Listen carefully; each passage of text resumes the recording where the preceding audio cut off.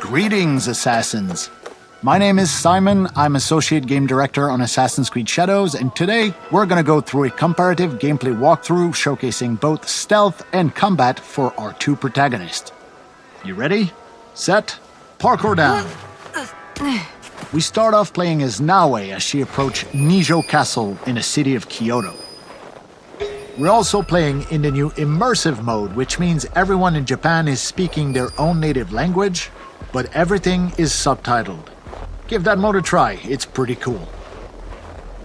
Like any castles in the game, this place is full of gear and resources ripe for the taking, and we are free to go about it any way we choose. And so we choose to eliminate this poor Ashigaru soldier. Don't worry, he's with the bad guys. Okay, let's observe our surroundings and get our bearings.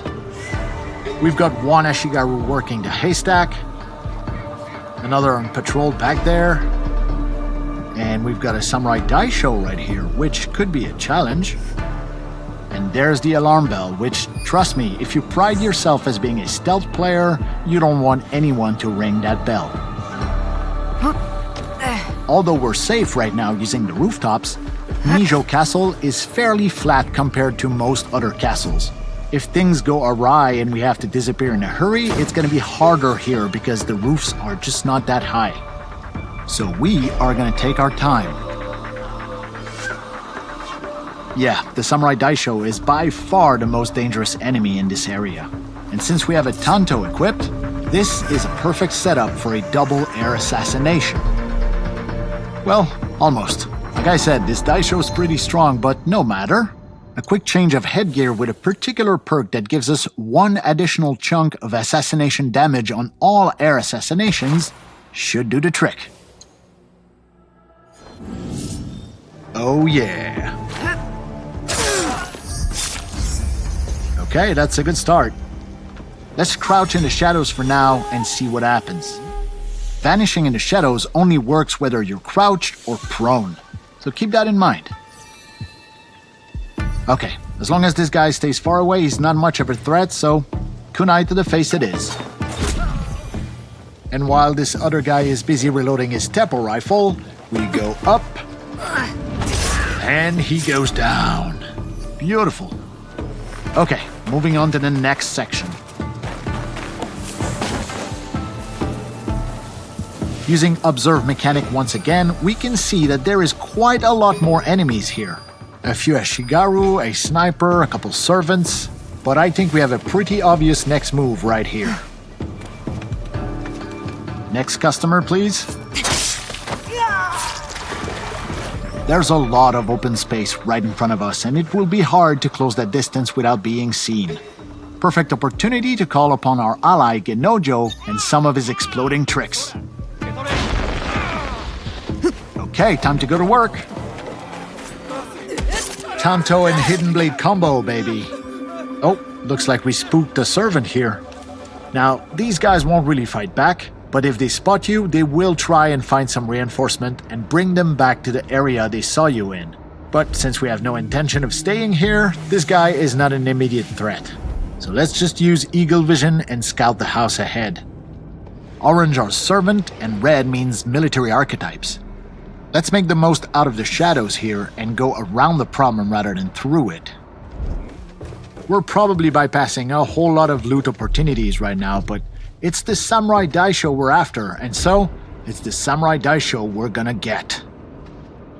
Wait, is this guy gonna... No. Okay, we're good. Now, about that Samurai Daisho. Let's use a high-risk tactic here.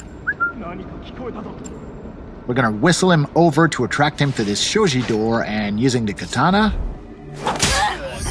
This is guaranteed to get attention from the outside, so let's disappear out of view and see if anyone shows up. Never stood a chance. Come on, it's cool to be a shinobi. Alright, quick use of the grappling hook to get back to the rooftops. Oh, somebody saw us. Down, boy.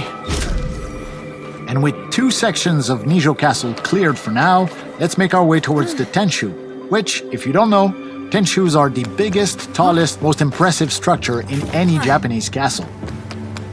Word of caution though, the area at the base of any Tenshu is generally very well guarded. This is where the good stuff is. But Simon, I hear some of you say, we know already about Naoe's cool shinobi assassin moves. What we want to know is what, if anything, does Yasuke bring to the stealth experience? Fair enough, let's take a look at Yasuke. Same city, same castle, different season, different character, different save file. For all intents and purpose, we're restarting the whole thing using Yasuke with a purpose-built stealth and archery setup. Worth pointing out that we're not using his typical samurai armor here. Clearly not as nimble as Naoe, Yasuke still has a pretty respectable amount of traversal skills as long as we read the world differently than we do when we play Naoe. And aiming at his Ashigaru soldier with predictive damage, we can see that he's gonna survive this shot although his armor's gonna break. Switching to silent arrows bypasses armor and guarantees the kill. You never saw it coming. Yasuke can generate a lot of sound while moving through the environment, so choosing where, and more importantly, when to drop is gonna be crucial as we make our way through Nijo's courtyard. Taking a calculated risk here. Okay, we're good. Yasuke not having a hidden blade means that his types of kills are badass and very noisy, so you want to space them out as well to avoid unwanted attention. And here is the first Samurai Daisho in this Yasuke stealth run. And I think he just noticed his buddy is missing a head. Welcome to the club.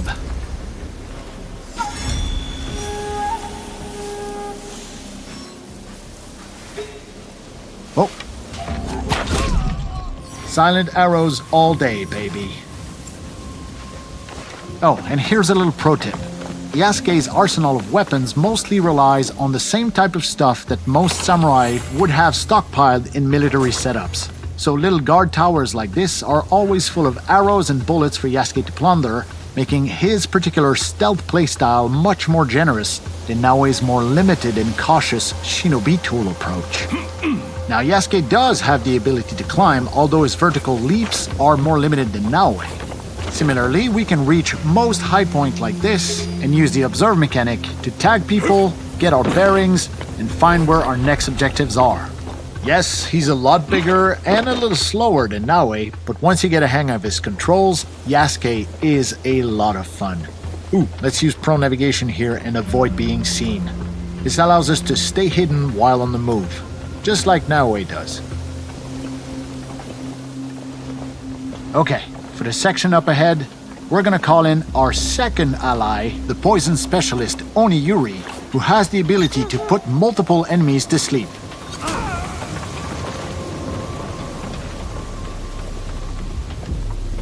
Yeah, no poison for you. Courtyard clear. Time to move into the house. Little fun fact about Oniyuri's poison clouds, they will affect any other enemy who investigate those bodies and will also make them fall asleep. And since Yasuke does not have eagle vision, whistling in a door frame is a sure way to get the attention of whoever might be lurking behind a door and get the drop on them. Hi. We previously saw with Naoe that this house during winter is full of people, but here in summer during broad daylight, there was only one samurai guarding a tapestry, which will look infinitely better in our own hideout. Your move, buddy. Yeah, that's a good move. Okay, moving on to the next section here. Hold on, we're gonna get some elevation first and get our bearings. Let's use this crate here. And let's get a feel for the neighborhood. Let's take down the alarm bell just to be safe. Because I can't shake the feeling that stealth with Yasuke might be coming to a close here. Okay, we have their attention now. Now, we're not wearing the most efficient armor for an open fight, so we're gonna switch the Yumi bow for the Kana bow. That gives us a much better insurance policy in an open fight like this.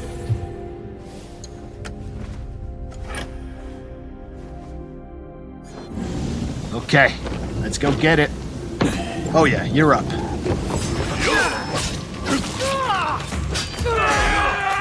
That's one down. Here. That's two. Whoa. Yeah, you should have made that shot. That is three down. And I think it's Kanabo time, baby. This thing hits hard, but it is slow, so we have to be precise here. Give me some space, will ya? The next few hits are going to be critical here. Oh.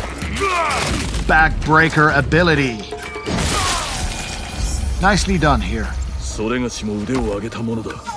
Now, each area in this castle is its own little gameplay pocket. So as long as no one rings the alarm bell, it means that other nearby pockets will not interfere, even when we opt for open combat like this. Time to switch back over to Naoe and see what a more aggressive open combat playstyle looks like with her.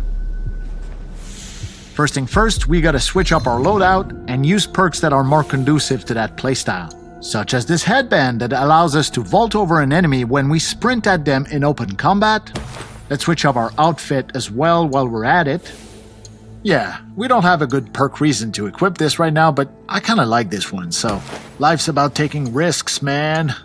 And we're also going to swap the Tanto Hidden Blade combo in favor of the more versatile Kusarigama. Oh yeah, this one has 60% increased damage over distance. Okay, let's put that to good use. And I think I see our first victim here. Whoa, whoa, whoa, whoa, whoa. Okay, that must be a servant. Gotcha.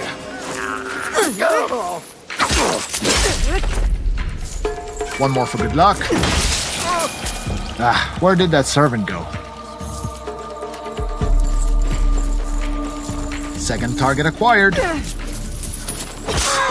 Trust me on this one, you will want to unlock the Kusarigama Rush Assassination skill.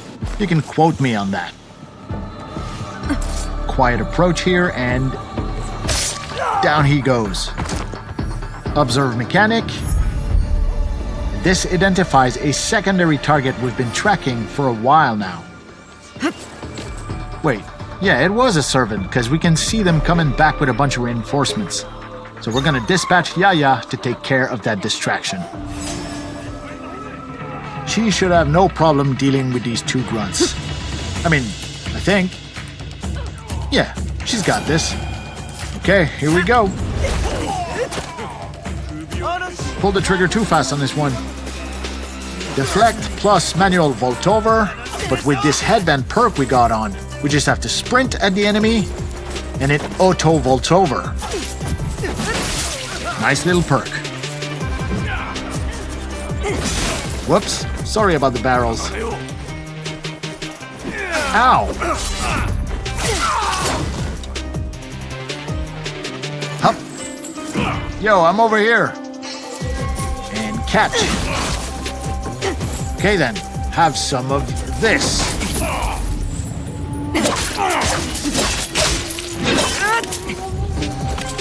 Hey, Yaya comes in with the assist. Okay, we're gonna deploy some tricks here. Can't assassinate him in smoke, but he won't see this coming either.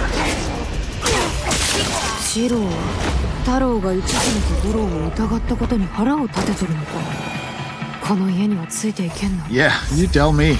Don't worry, it'll all make sense once you get your hands on the game. For now, let's take a look at the very top of this Tenchu where this white dot represents the unique Samurai Daisho chest from this castle. Using the grappling hook, it's pretty easy to hook up on those large overhangs and make climbing the exterior of a Tenchu pretty much a breeze for Naoe. That being said, we're bypassing quite a few loot opportunities right now. There is more than 30 unique castles in the game, and each of them comes with their own Daisho chest, which only unlocks once you deal with all the Samurai Daishos stationed within that castle. We're not talking about random loot drops either. Every single daisho chest contains bespoke, handcrafted, legendary gear, either for Naoe or Yasuke, all of it some of the best loot you'll find anywhere in Assassin's Creed Shadows. Let's have a look at the beautiful skyline of Kyoto on a brisk winter morning.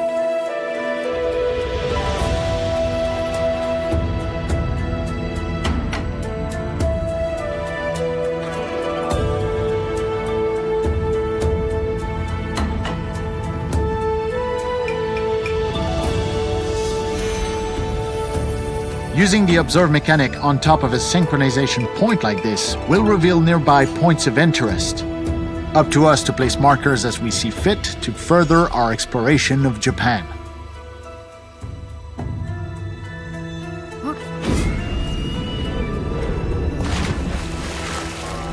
Okay, so we've seen both Naoe and Yasuke's stealthier sides, and we've seen what aggression looks like for Naoe.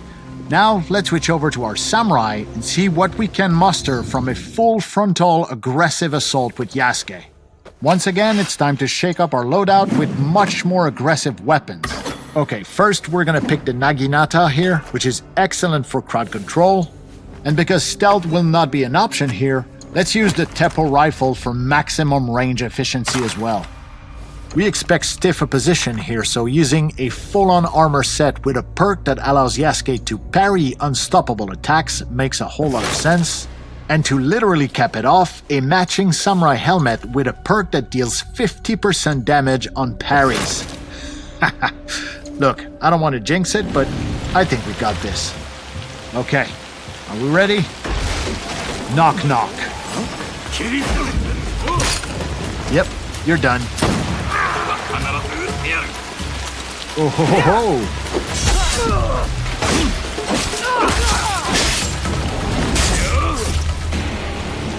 Alright, who's next?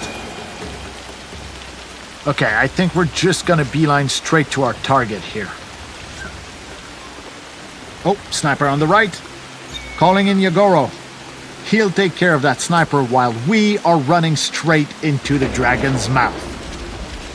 This is gonna be good. Hello, Takahashi Shiro. We've been looking for you. Come on, what you got, big man? Right, we can parry these. There you go. No, you don't.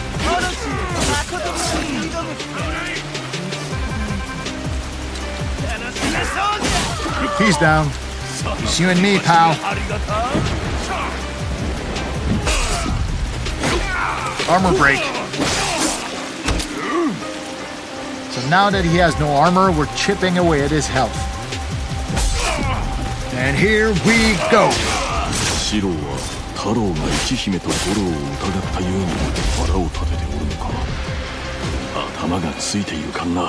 Yeah, I know.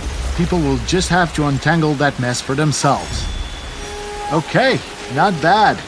Here's to a job well done. 2 daishos dead and 1 secondary target off the board. Now, we've seen Naoe climb the exterior of a Tenshu with ease and agility, but when it comes to Yasuke, sometimes it can be easier to just take the stairs and climb all the way up. You'll find plenty of loot, the occasional straggler, and most awesome of all, you'll be able to enjoy our fantastic sound design. Just listen to that rain.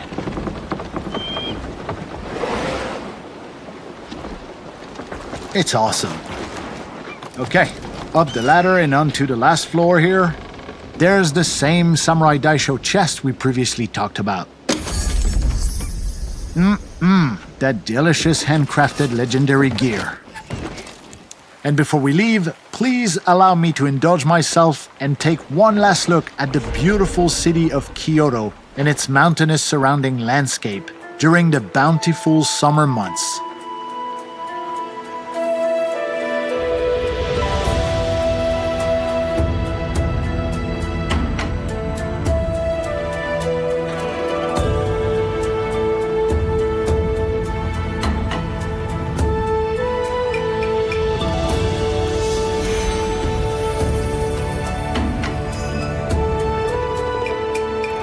This concludes our comparative gameplay walkthrough for stealth and combat between Yasuke and Naoe. For everyone at Ubisoft, we hope you'll join us on the streets of feudal Japan very soon. Have a good one. See ya!